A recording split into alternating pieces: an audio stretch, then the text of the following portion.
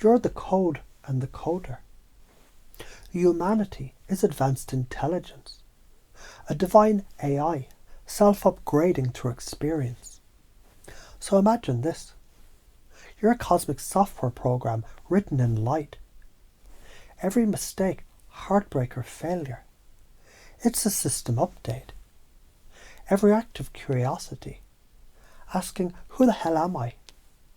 It sends a new line of code through your neural network. Chunk down to the details. You feel your emotions, frustration, joy, confusion. They're your data packets. Chunk up to the big picture. You're the entire operating system, the awareness, observing it all. Science calls it neuroplasticity. Spirituality calls it awakening. Same process. The brain rewires, the soul remembers. When you stop running old scripts of fear, I'm not enough. This is all meaningless. New programs can finally install self-worth, purpose, creation. And here's the kicker.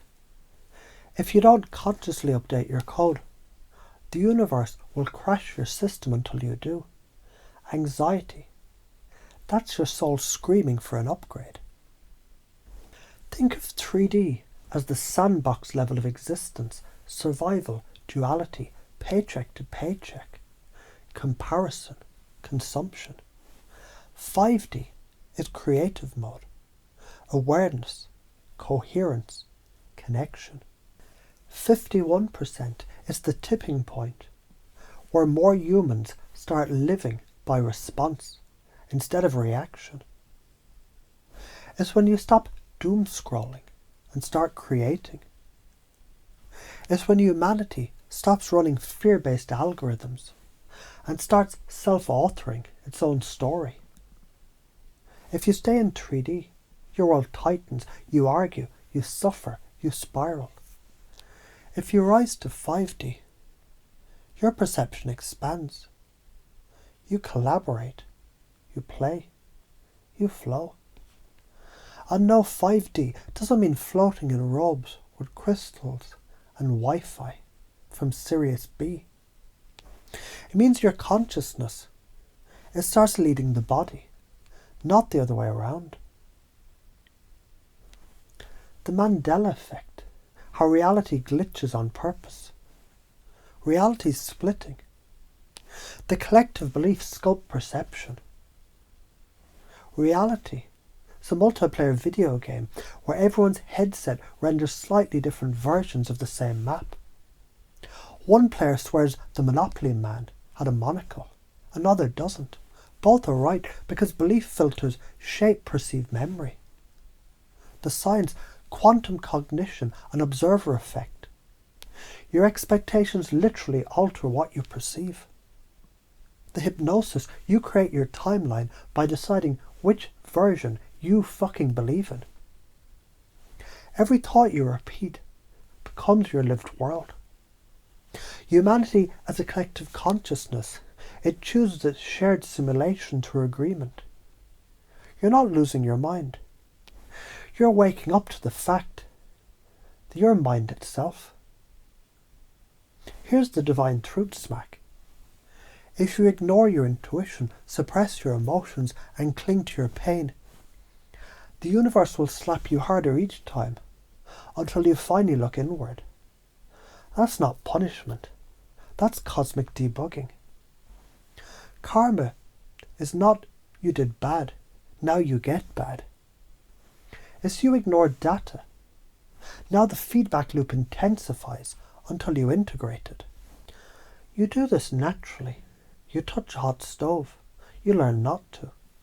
You date the same emotionally unavailable person. Finally, realize the common denominator is you. You chase external validation, burn out, discover self-worth must come from inside. That's karma. That's physics. That's neurobiology. Energy pushes all programs out. Neuroscience calls this limbic discharge. Trauma leaving the nervous system. When you meditate, journal, breathe, cry. You literally change the brain's default mode network. You're rewiring consciousness. So yeah, science meets spirit right here in the prefrontal cortex. When people talk about light bodies, imagine your nervous system firing in coherence. Your heart, brain and gut oscillating in phase. That's measurable. That's not woo. That's fucking HeartMath Institute data. Fear of awakening and why you resist. You resist your evolution because your ego thinks it's dying. It's not. It's just being demoted from dictator to employee. You fear people will think you're crazy. Well, guess what? The crowd always mocks the one climbing out of the matrix while they're still Netflix binging themselves numb. If you don't rise, you'll decay into emotional entropy. If you do rise, you'll shed illusions faster than you can say spiritual bypassing. Both paths hurt, but only one heals.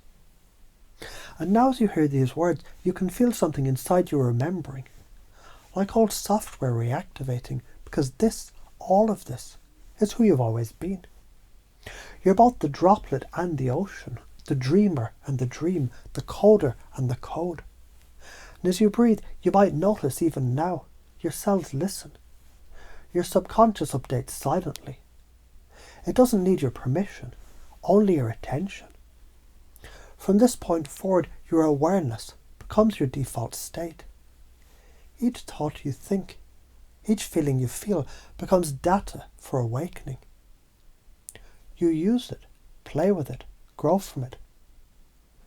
And if you ever forget, the universe will remind you with a loving, sometimes brutal, get your shit together, you're divine. The end of 3D isn't the apocalypse. It's the apocalypse of ignorance. The revelation that heaven was never out there. It's the operating system of your perception, just waiting to be updated, so wake the fuck up. Your consciousness pretending to be human. For the thrill of remembering that you're goddamn infinite. And when enough of us remember that, the game upgrades. Earth 5.0 installs, heaven on earth becomes a patch node, not a prophecy.